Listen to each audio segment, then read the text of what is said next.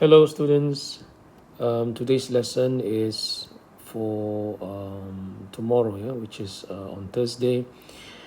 Uh, it's rather strange that we are going back to our lower six syllabus, and I'm doing this lesson because of the new syllabus, and as well as because this Saturday you're going to be sitting for your POE, okay?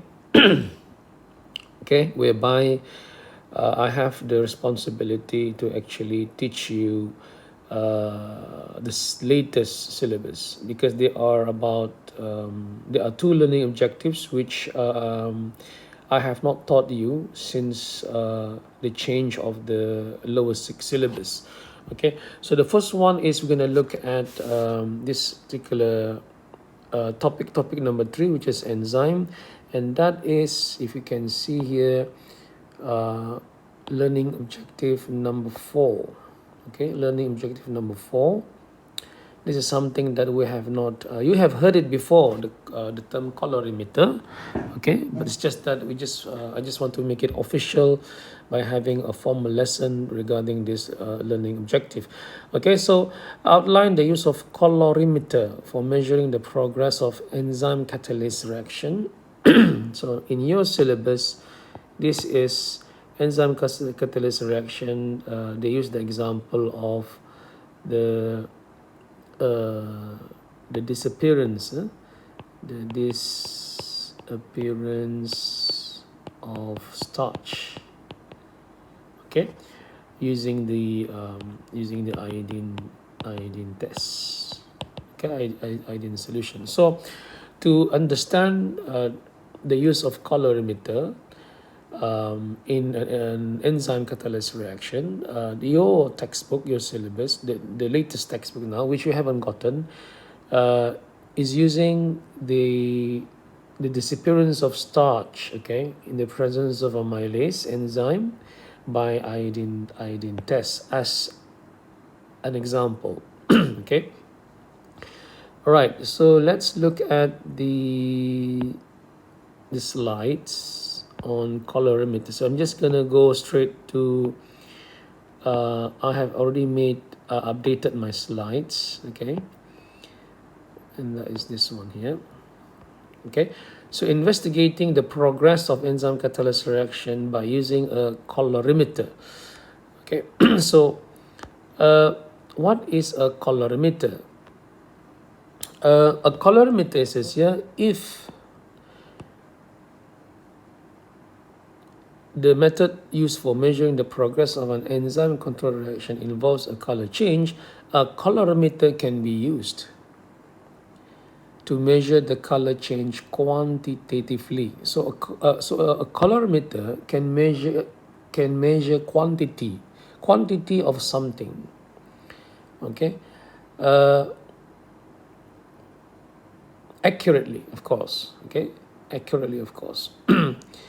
uh, so it's more like a quantitative analysis, not a qualitative analysis. So qualitative is like whether you have a red blood cell A, or red blood cell B, or red blood cell O, or red blood cell AB. Yeah, there's no such thing as halfway in between, halfway A, halfway B. No, it's either A or it's either your blood group A or blood group B, and so on. Yeah, so that is qualitative analysis. But quantitative analysis. Now, quantitative analysis normally, when we talk about quantitative analysis, especially when we are describing, uh, for example, uh, uh, very high amount of precipitate, and then high amount of precipitate, and then medium or moderate amount of precipitate, and then low amount of precipitate. Okay, Now, this is an example of quantitative.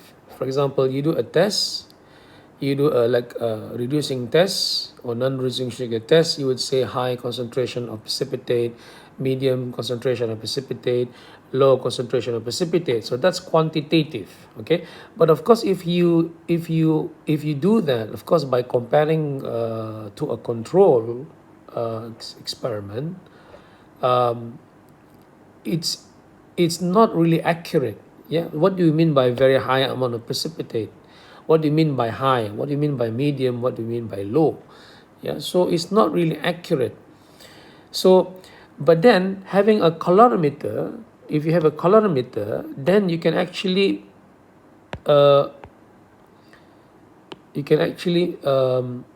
measure it quantitatively and also accurately, because it gives you a certain number, okay? And that's why in most of the food tests, like using the iodine test or reducing sugar test or the biuret test, yeah, even it's a quantitative analysis, how can you improve uh, further the results of your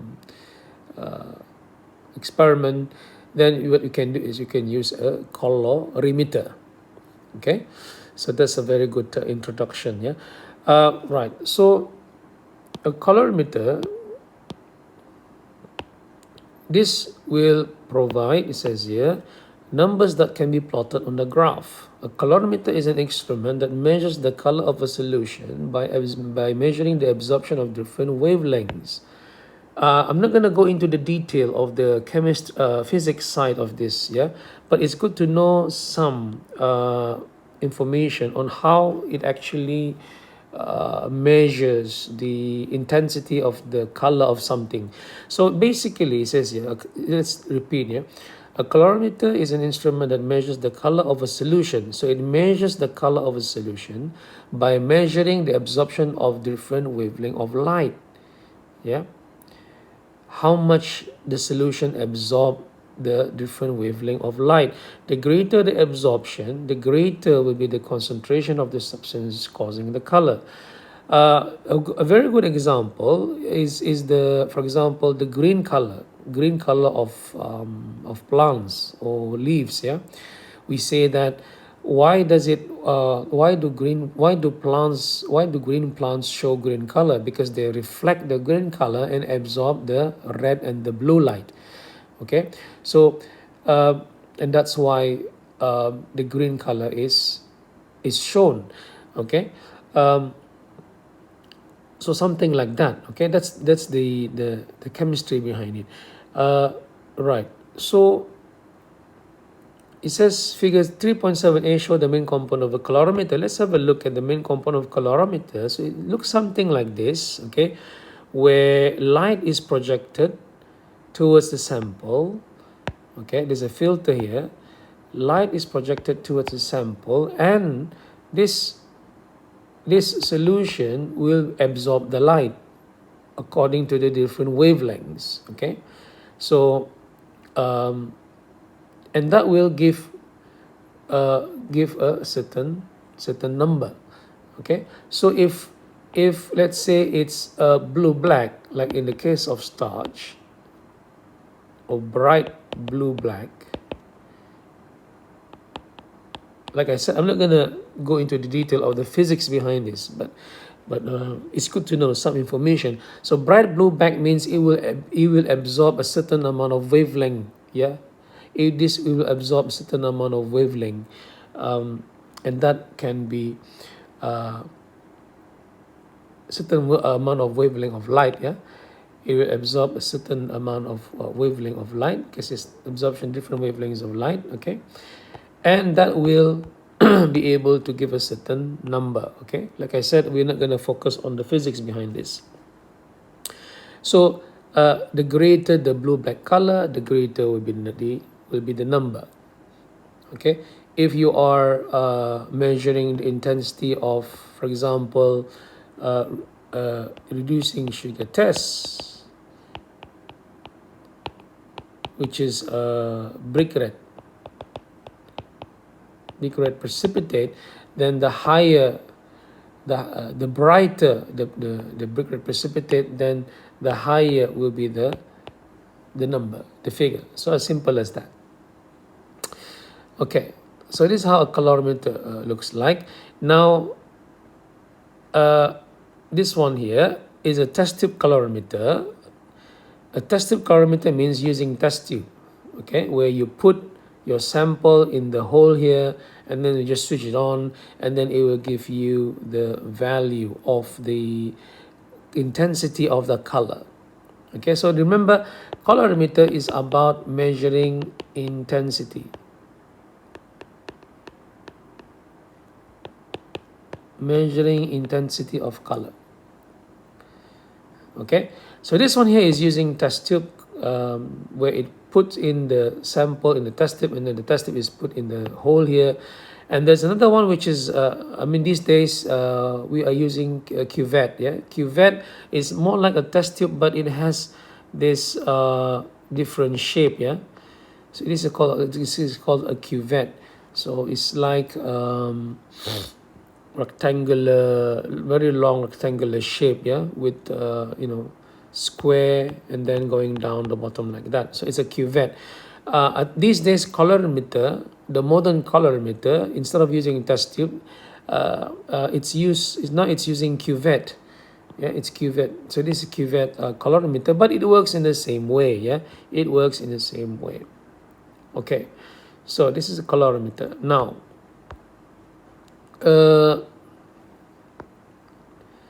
right, let's look at, before we talk about colorimeter, let's look at the traditional way of measuring the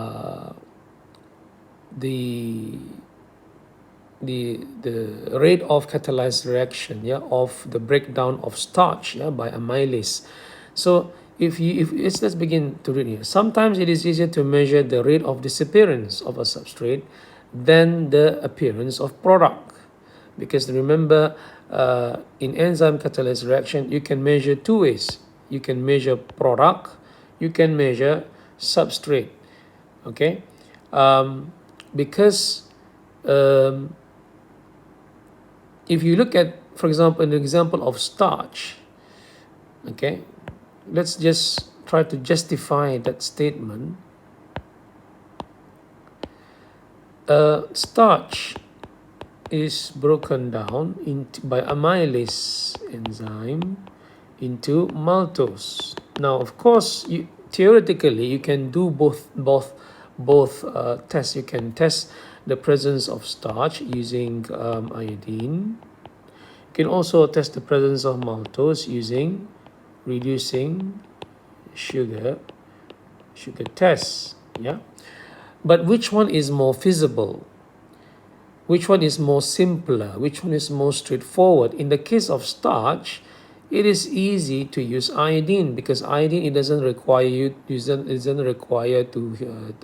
heat up. It doesn't require you to prepare a water bath. Okay, although the appearance of the formation of product, to measure the formation of product is also feasible, but it seems that, not only it seems, but yes, it is easier to measure the disappearance of the starch by using iodine tests. Okay, so that's a very good explanation. Let's go back here again. A good example of this is using amylase enzyme. Amylase breaks down starch to the reducing sugar maltose. Hydrolysis. Maltose is reducing sugar. Starch reacts with iodine to produce blue-black color. During the reaction, small samples can be taken at known times to test for starch using iodine solution. As the starch is converted to maltose, the concentration of starch in the reaction decreases. The color of the sample tested will therefore change from blue-black to brown, pale brown, and finally remain colorless. Now, what do we mean by this? I will explain in a moment by using the spotting tile. You can, it says here, you can time how long it takes for the starch to disappear completely. That is how long before the iodine test gives a colorless result. Alternatively, a suitable endpoint can be chosen, such as the time taken to reach a pale brown color in the iodine test. Okay, now we're not talking about colorimeter here. We just, let's say without the colorimeter, how would you go about measuring the rate of catalyzed reaction of starch by amylase? Okay, so one of the old ways, or not, well, it's also still being conducted, this experiment, is that you have a spotting tile and you put the iodine first, yeah, into each well, into each well. So you put iodine here. Of course, the iodine must be constant, yeah, constant amount, constant volume. Maybe if you stick with, let's say, 4 drops, yeah, 4 drops of iodine. Okay, so iodine is obviously yellow in color. So I'm just gonna write down here to give me more space. Yeah, let's say 4 drops here of iodine. Okay, so this is constant throughout. Okay, and then you have a mixture that you have provided. So let's say 10 and 1% volume and concentration, yeah, constant. Starch is mixed with 1 cm cube of 0.5% of amylase. Okay, and then temperature is also constant, yeah, room temperature.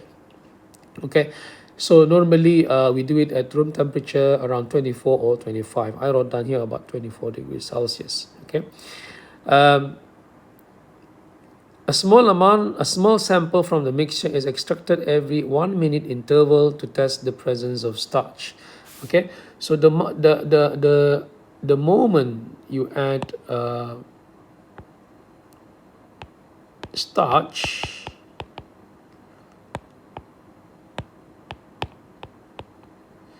okay,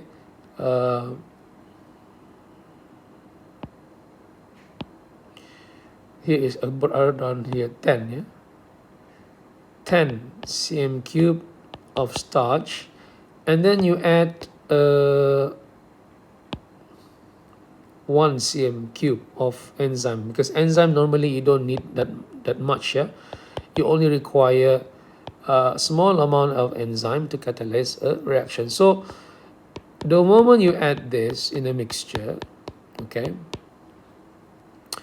you start the time taken.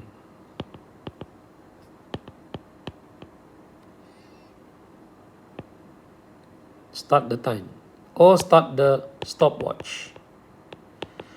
Okay, you start the stopwatch, and then every 1 minute interval, okay, 1 minute interval, you would take a small sample from here, okay, normally using a tit pipette,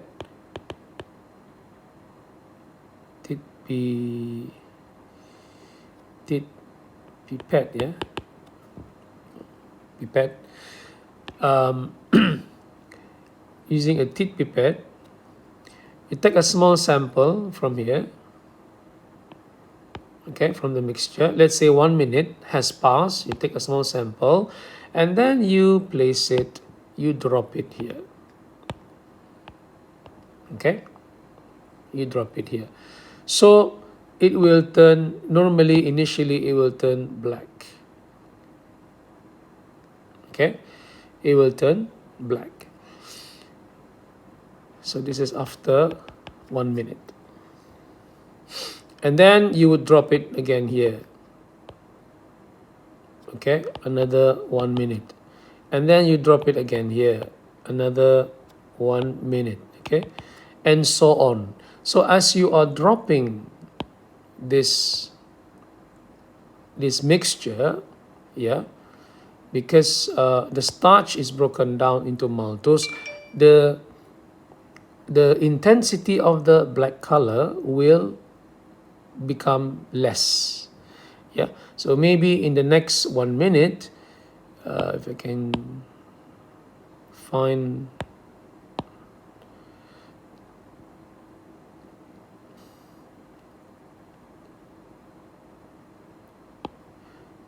yeah, the intensity is basically, it's getting lesser and lesser and lesser, until this blue black color will disappear. Yeah, so let us say that in the 5th minute, in the next minute here,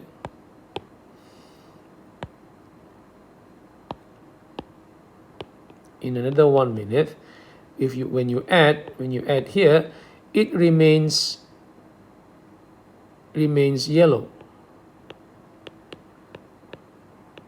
Yeah, remains yellow, meaning it remains yellow means the blue black disappears. Yeah, which remains the color of iodine. Yeah, so in the text here it says colorless.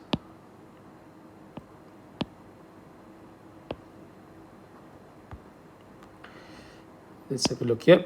Therefore, change from blue black to brown, so it becomes paler and paler, and finally remains colorless, meaning the blue black disappears. Yeah, and then it will just leave the color of iodine here. It will leave the color of iodine, which is yellow. So that's the meaning of colorless. Yeah, because the blue black will disappear. Yeah, black, less black, and then brown, and then it will eventually disappear, and that's the meaning of colorless. Okay, the meaning of colorless there. So it will only show the color of iodine. Okay, so this is the classic, the easiest practical that we can do in the lab. Yeah, just by finding out how long does it take for a 10 cm cube of 1% of starch using a constant concentration of enzyme and volume of enzyme to disappear. Okay, so let's say here is about 5 minutes. So what you can do now with this experiment, yeah, you can now do all sorts of things with this experiment. Yeah, for example, with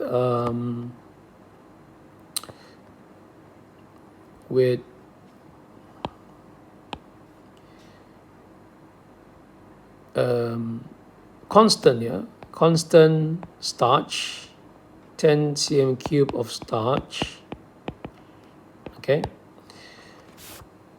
you are doing with 0.5% of enzyme. Okay, now this one will take 5 minutes. 5 minutes of what? 5 minutes mean full breakdown of starch into maltose.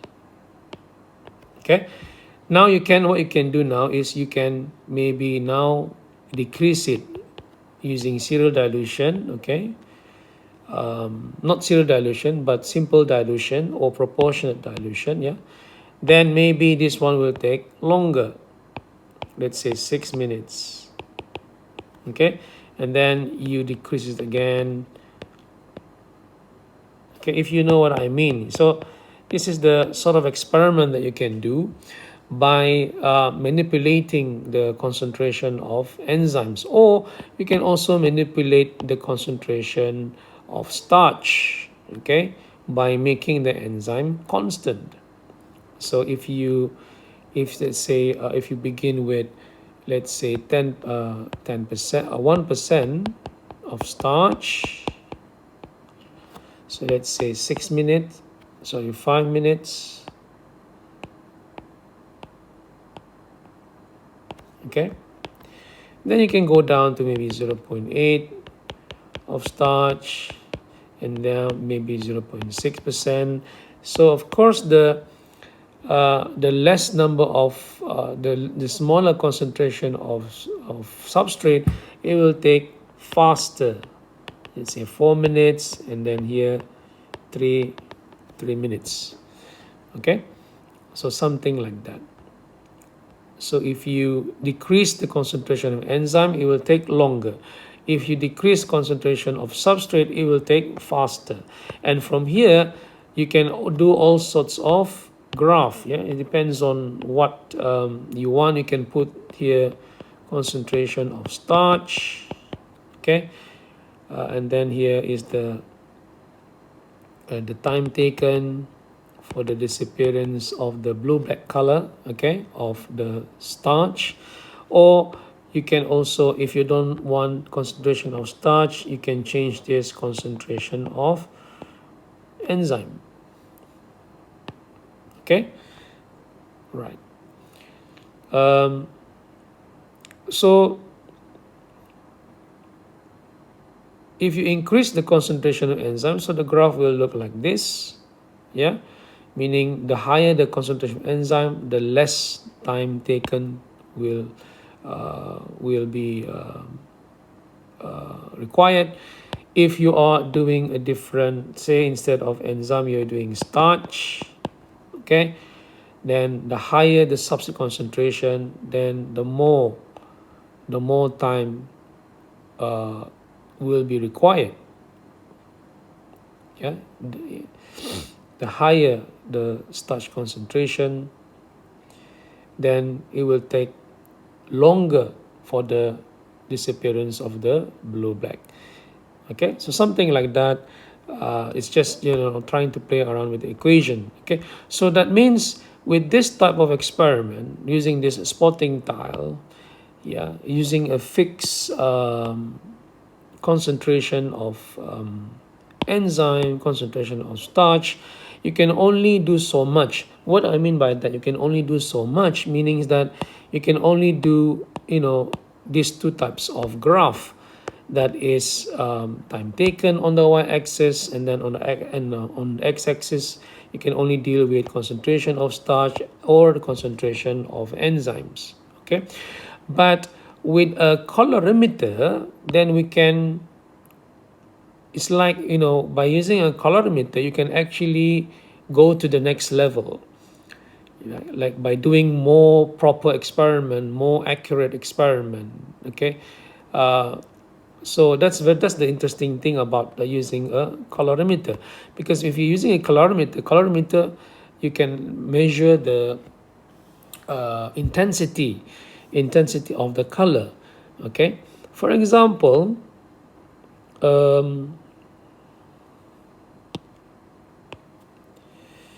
using a colorimeter, you can create this graph. Yeah, this graph here is created.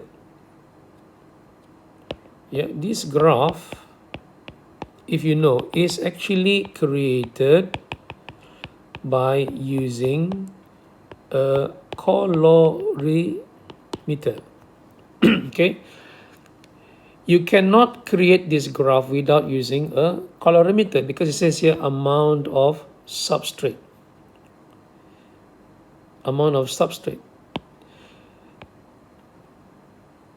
You how do they measure the amount of substrate? Yeah, they can only measure this amount of substrate accurately, yeah, by using a colorimeter, because if you're using the spotting tile, you are only measuring time taken.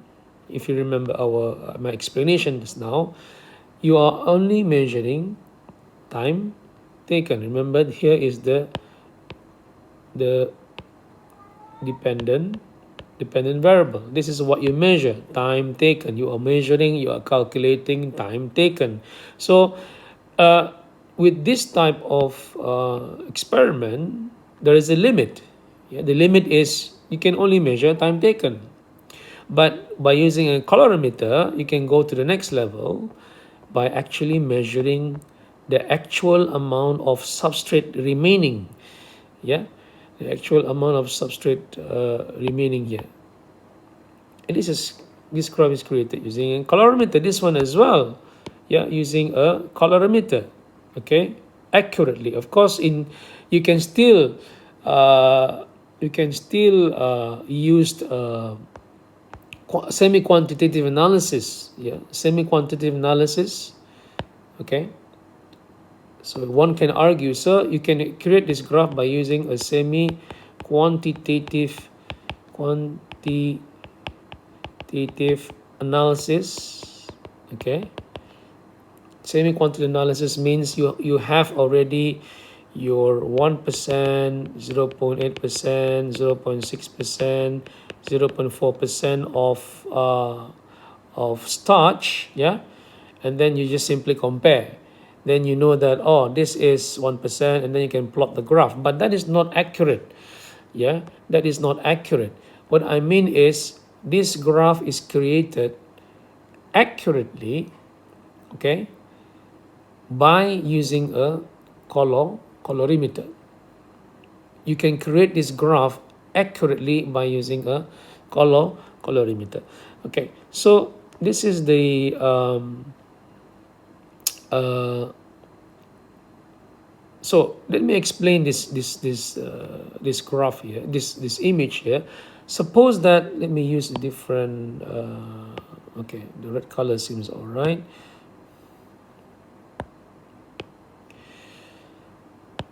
Okay, suppose that, like I said, you have 10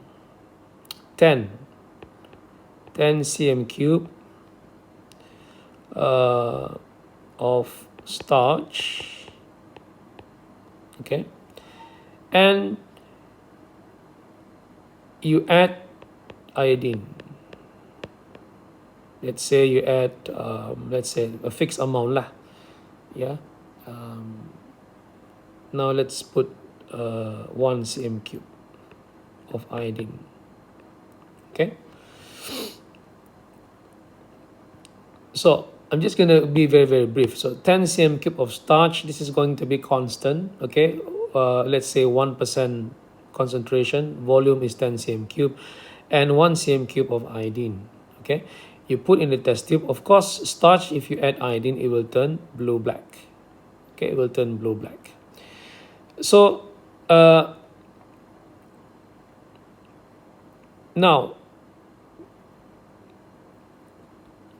for the first test tube, normally when you put it here, okay, when you put the first test tube, okay, let me draw it again here. So we have 10 cm starch,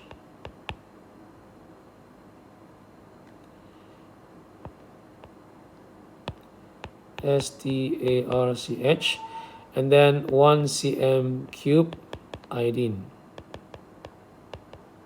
Of course, this one, when you add, it will turn blue black. Yeah, it will turn blue black. Okay, turn blue black, and then you put it here. You put it in this colorimeter, the hole here, and it will give you a certain reading. Yeah, it will give you a certain reading. So this is time 0. Yeah, time 0, time equals 0. Starch equal, let's say 5.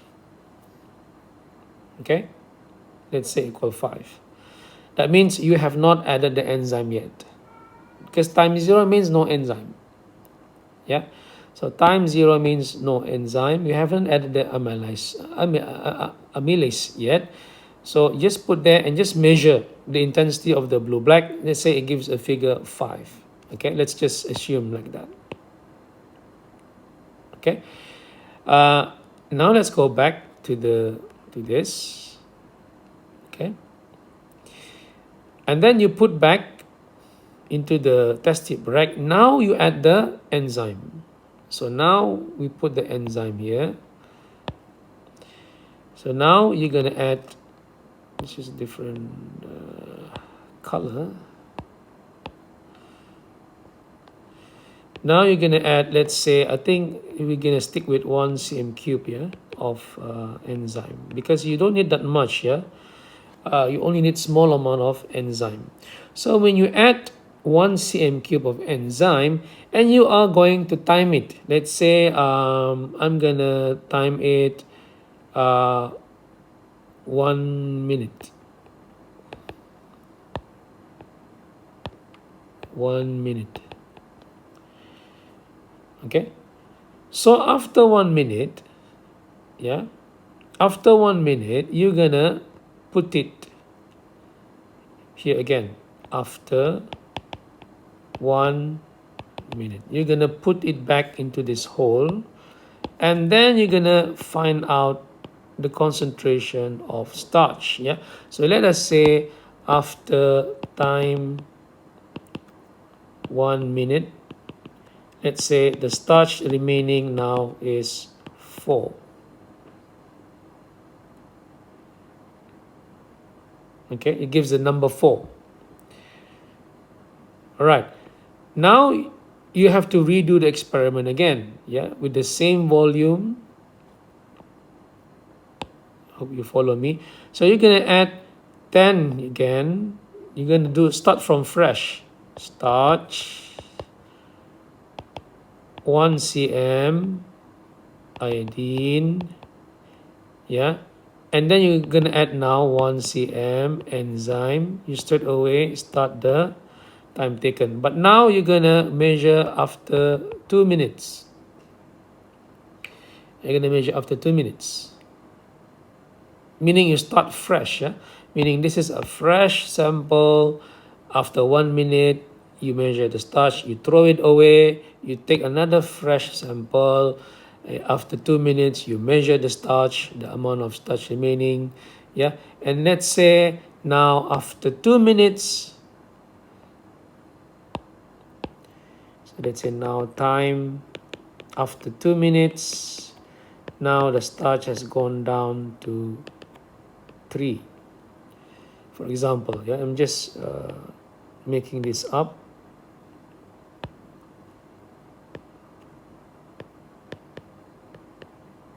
Okay, to 3, and then and so on and so on. So you're going to repeat that experiment until you will get only the color of iodine. You can see if we go here, paler. It's a different one, yeah. So as you move from there to there, the color is paler, yeah, paler, meaning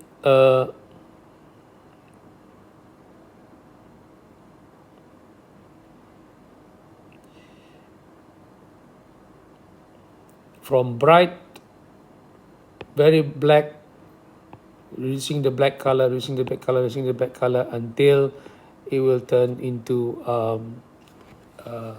yellow, meaning no more black color. Okay, so with this one here, with this particular last test tube here, maybe let's say after 5 minutes, then the starch would have been 0. Say, let's say, for example, I'm just going to make this up. Time equal 5 minutes, then maybe the starch will be 0 already. Okay, so that's how.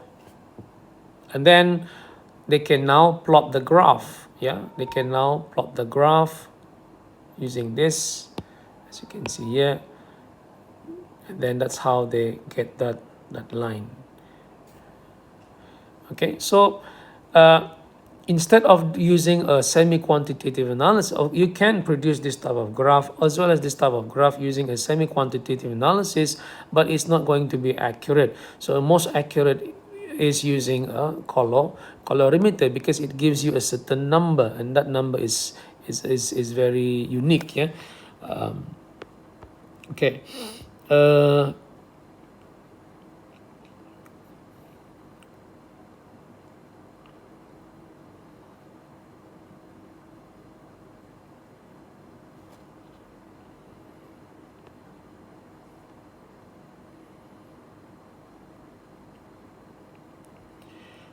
So if you read here, this is a photograph of range of colors obtained with the iodine test during the course of an experiment investigating the digestion of starch by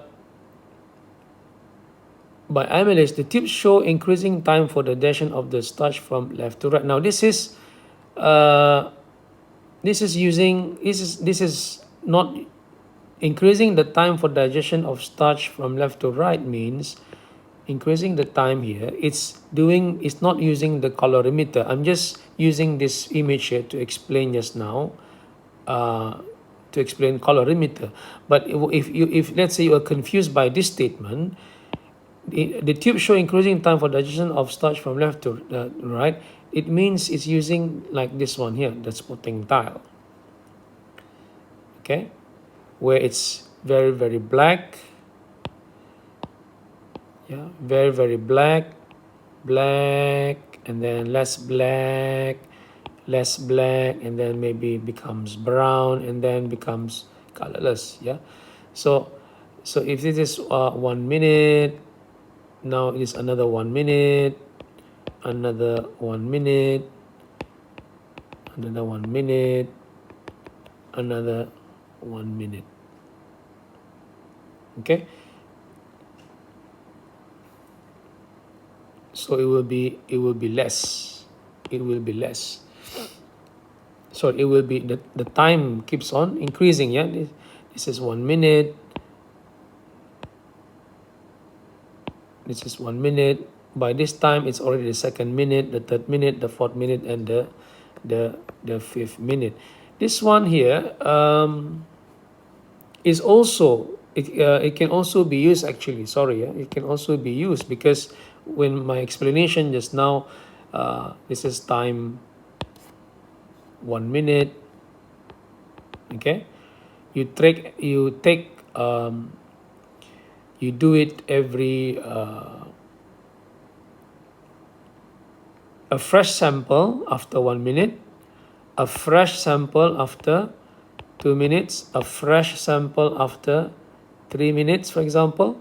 Yeah, a fresh sample after 4 minutes, and a fresh sample after 5 minutes. Okay, so you can see increasing the time of digestion of the starch from left to right. Sorry, yeah. So yes, I think, yeah, this can also be used for colorimeter.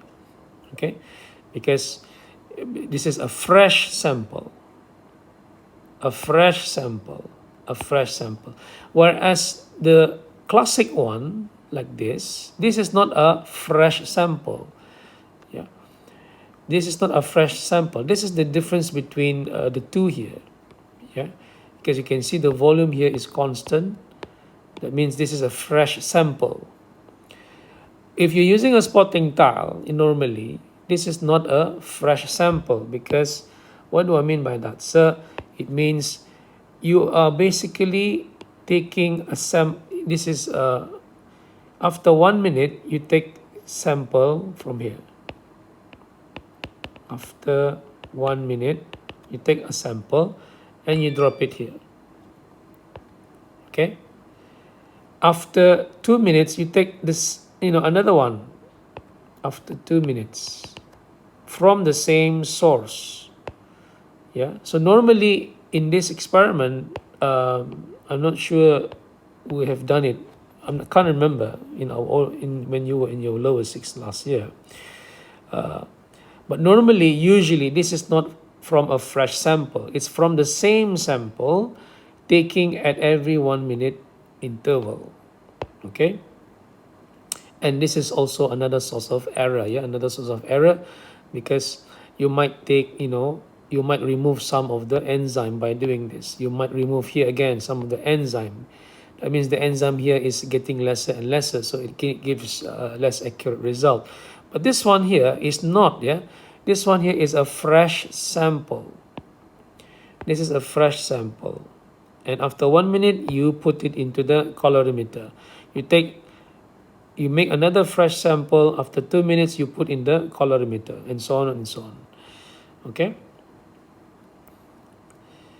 right. Now it says here, this is the last one.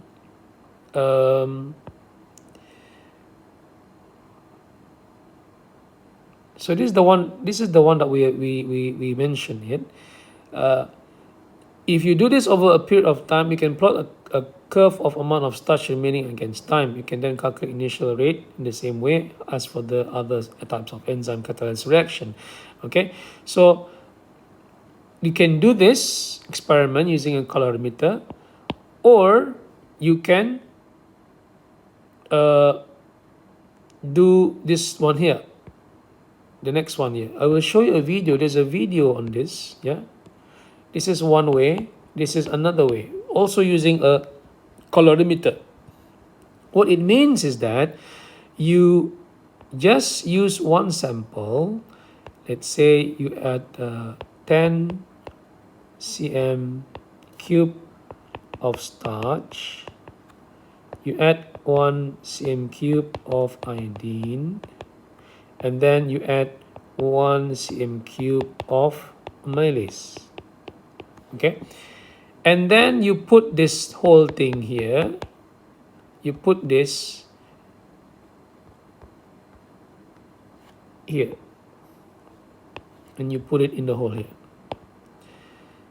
Okay, so let me repeat. Yeah, you can have 10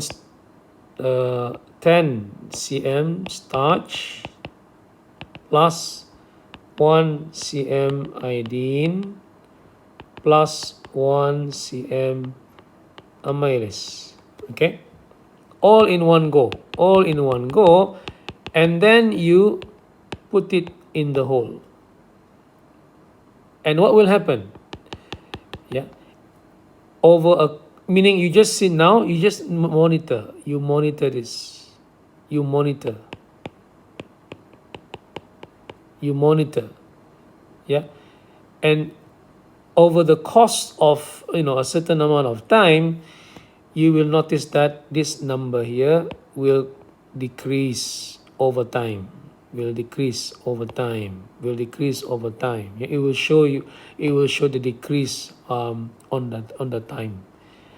Sorry, a decrease not on the time, decrease in the number, because the starch is being broken down.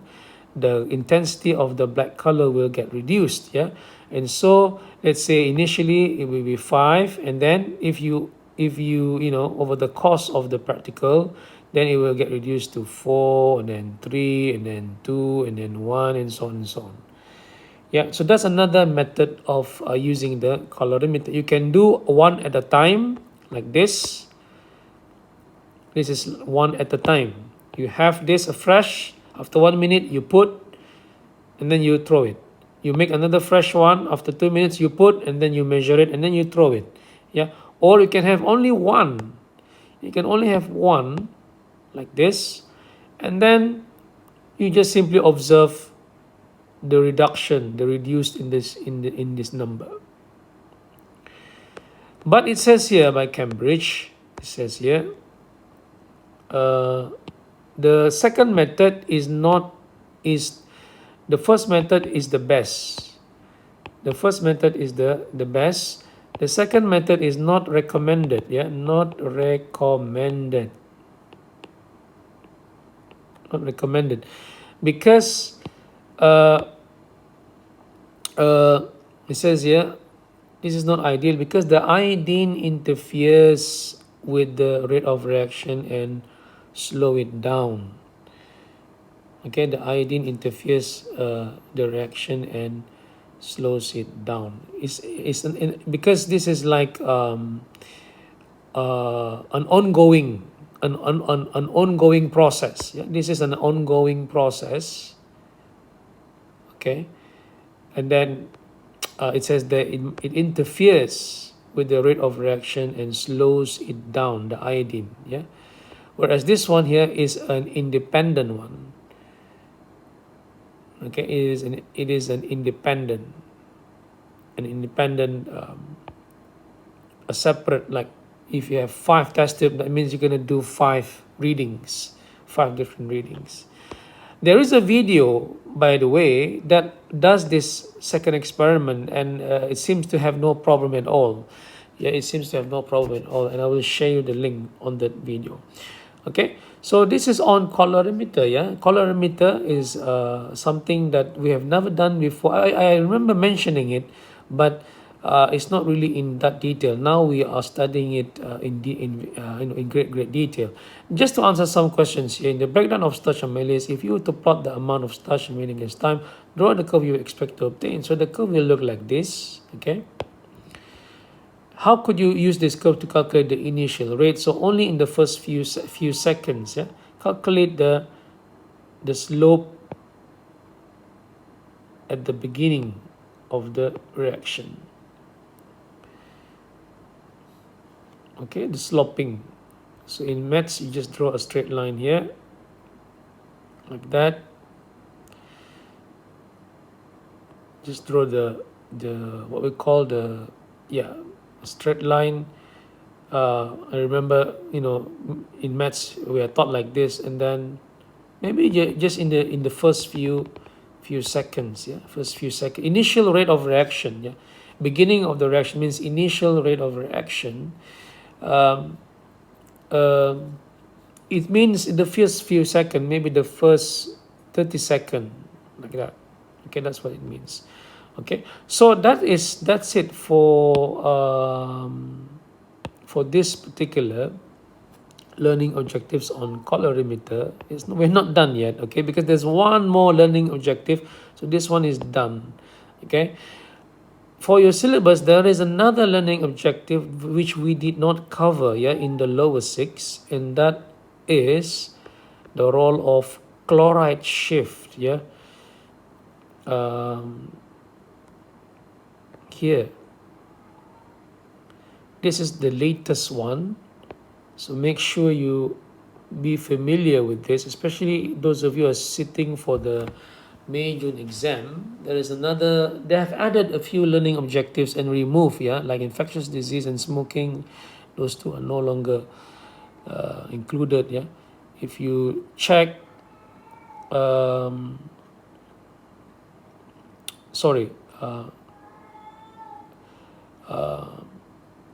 infectious disease is included,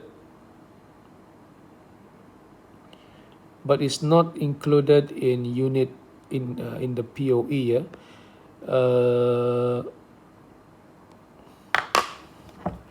Let me just verify that. Sorry,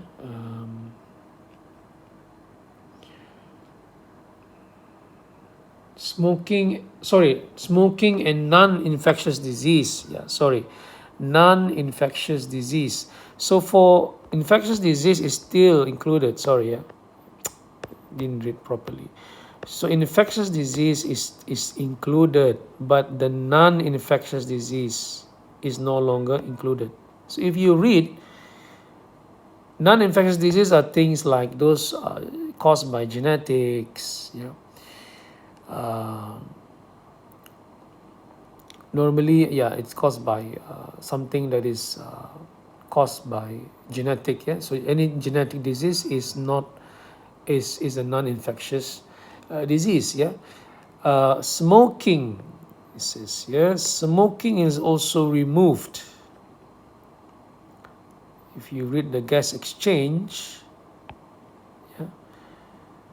there's nothing on smoking.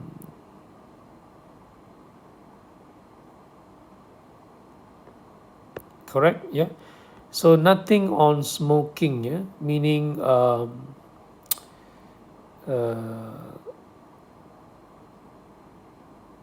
chronic bronchitis, as well as emphysema is not included. Respiration gas is in system. Let me just double check that again. Seems like smoking is no longer included. That means the COPD, chronic obstructive pulmonary disease, COPD, which includes emphysema and chronic bronchitis, is no longer included here. Okay, so please check the WhatsApp group that I sent to you. Okay, so now in the transport of carbon dioxide, they have added the role of chloride shift. So I'm just gonna do this one lesson, which is Thursday. This is for Thursday lesson.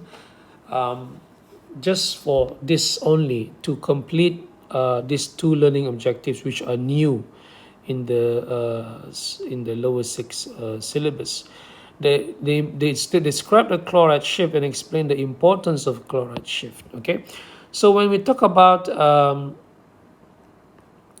the movement of the how carbon dioxide and oxygen are transported. Okay, I'm just gonna go straight to this one here.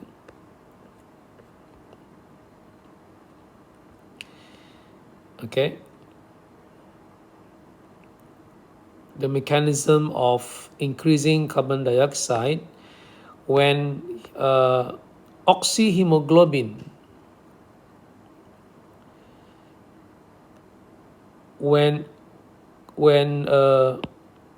hemoglobinic acid reaches respiring cell, why is it easier for the oxygen to be released? Okay, and it's easy for the oxygen to be released because of the increasing H plus. Okay, of course, it's also because of the carbon dioxide increasing, which will lead to the increase of H plus, which is known as the Bohr effect. Okay, remember the Bohr effect. What is the Bohr effect? Just a quick one. An increase in carbon dioxide concentration will reduce the affinity of hemoglobin for oxygen, therefore releasing it more readily, more easily into respiring tissue, which will move the curve to the right, oxygen dissociation curve to the right, the Bohr effect. So the mechanism is this one here. Okay, this is the mechanism. So we first start with carbon dioxide from respiring tissue diffuse. We know about carbon dioxide, these are very, very small. Yeah, no problem crossing the phospholipid bilayer because they are very, very small. Mixed with water, and then carbonic anhydrase enzyme. This is a very important enzyme present in red blood cell to form carbonic acid. And then carbonic acid is continuous, and this is actually a continuation. And then carbonic acid dissociates into H plus and hydrogen carbonate ion. Hydrogen carbonate ion will enter the plasma, the fluid, the blood plasma. Okay, the H plus now, see, the hemoglobin likes to combine with H plus more readily. Yeah, therefore it combines hemoglobin combines with H plus to form hemoglobinic acid, and therefore the oxygen is released to respiring tissue. So the higher the concentration of carbon dioxide means more of this will be produced. See, more carbon dioxide means more H plus will be produced, more hydrogen carbonate ions will be produced, and therefore the hemoglobin will react with more H plus, and it will release the oxygen to the respiring muscle. Okay.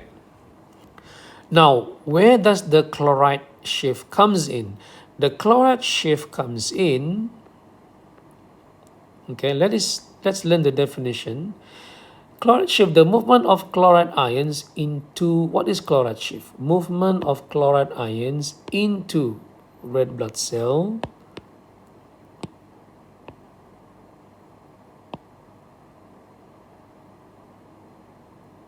Okay, movement of chloride ions into red blood cells from blood plasma to balance the movement of hydrogen carbonate ion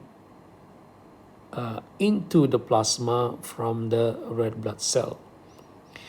Okay, so what happens here is, it's like if one negative ion has gone out, it must be replaced by another negative ion, and that negative ion is chloride. Okay, so I repeat, if one negative ion, hydrogen carbonate ion, or it's sometimes mentioned as carbonic ion, I mentioned as hydrogen carbonate ion, one negative ion leaves the red blood cell into the blood plasma, this negative ion must be replaced by chloride. Okay, and this is called chloride shift. Okay, why is this the case? Because this is to maintain the electroneutrality. It says here, the purpose of this chloride shift to maintain electroneutrality. In other words, there are many terms that they use. Electrical balance, to maintain the electrical balance, meaning positive equal negative on. Positive charge must be equal to the negative charge on each side of the red blood cell membrane. Okay, meaning the overall charges is balanced. The net charge is balanced. The net charge is balanced. That's what I'm trying to say. Net charge is balanced. Whatever positive in the inside must equal whatever negative on the outside, yeah, of the membrane. So this is electroneutrality. Okay, if one negative ion is removed, it must be replaced by another negative ion. So normally, if one negative ion is removed, let's say, let me repeat this again. If one negative ion is removed, this can also be balanced by removing one positive ion. Yeah, removing one positive ion, then it will be balanced. But the thing is that the hydrogen cannot leave the red blood cell. Yeah, it is impermeable. The H plus is impermeable. There is no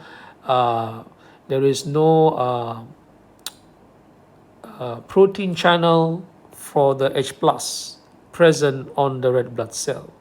There is no protein channel for the H plus. Okay, so the H plus will not leave. Okay, the H plus will not leave. If you read this thing here,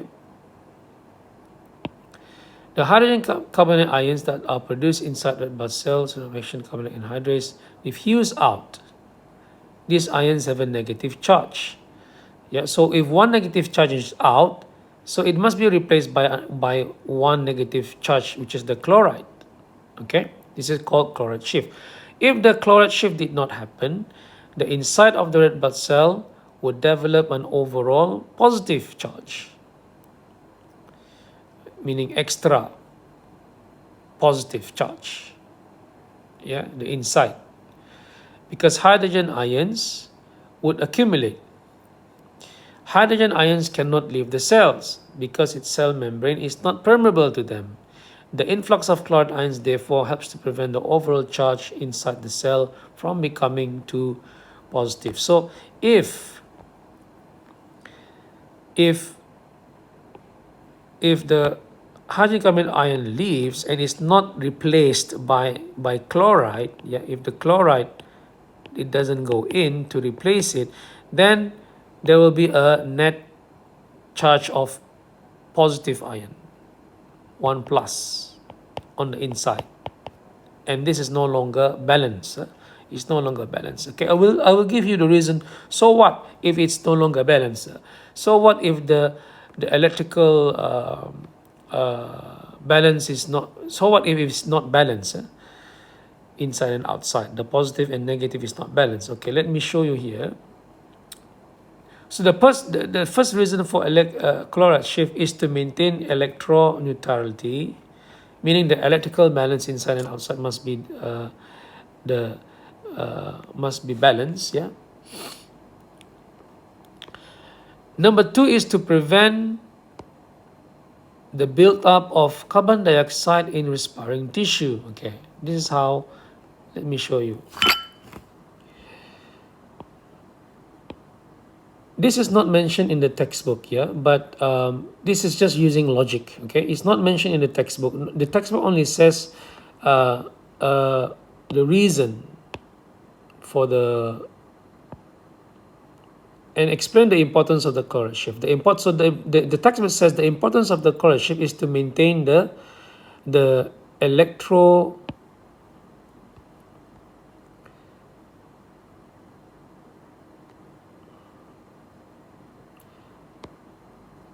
it doesn't even mention the word electroneutrality. Yeah? Electroneutrality in some of the videos they mention electrical balance, electrical charge. Yeah, the overall charge must be balanced. Okay, so this is the first reason. Okay, the first reason. But so what if it's not balanced? Let's say the electron neutrality is not maintained. Yeah, so that would mean, okay, this is just using common sense. It's not mentioned in a textbook. Yeah, but bear with me. Okay, so if let's say the equation is going in this direction, isn't it? Yeah, it's going in this direction. Okay, and let's say if the chloride doesn't get in, that would mean that if the chloride doesn't get in, that means this hydrogen carbonate will not go out. It will not go out because there's nothing to replace. If this goes out, the chloride must go in. But let us say that the chloride doesn't go in, that means the hydrogen carbonate will not go out. Okay, so if it doesn't go out, then you will see that okay,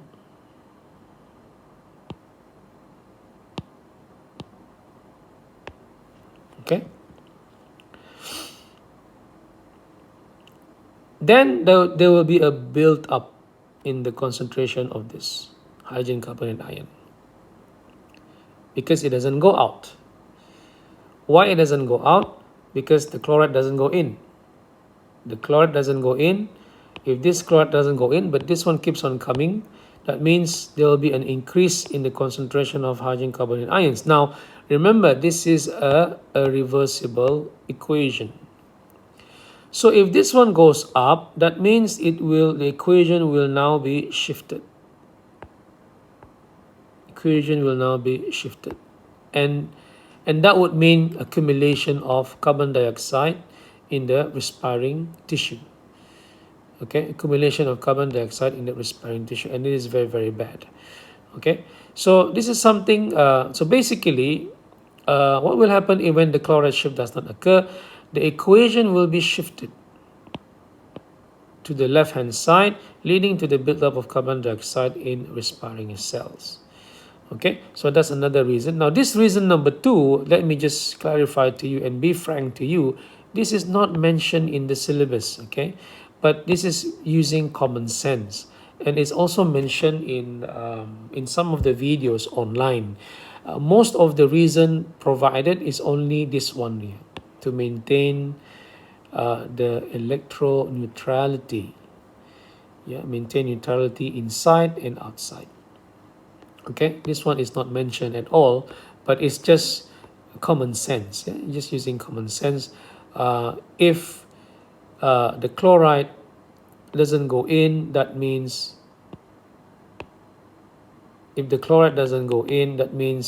the hydrogen carbonate will not go out, so there will be an increase in this, and it will be shifted to the left-hand side, leading to the build-up of carbon dioxide in the respiring tissue.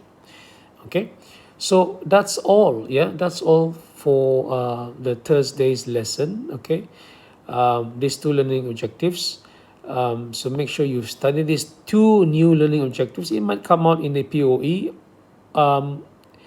as well as in the May-June exam. Okay, don't forget the latest one: no non-infectious disease and no smoking. Yeah, for the lower 6. So you don't need to revise non-infectious disease, and then no need to revise smoking. Yeah, that's all. Yeah, I think that's all for today.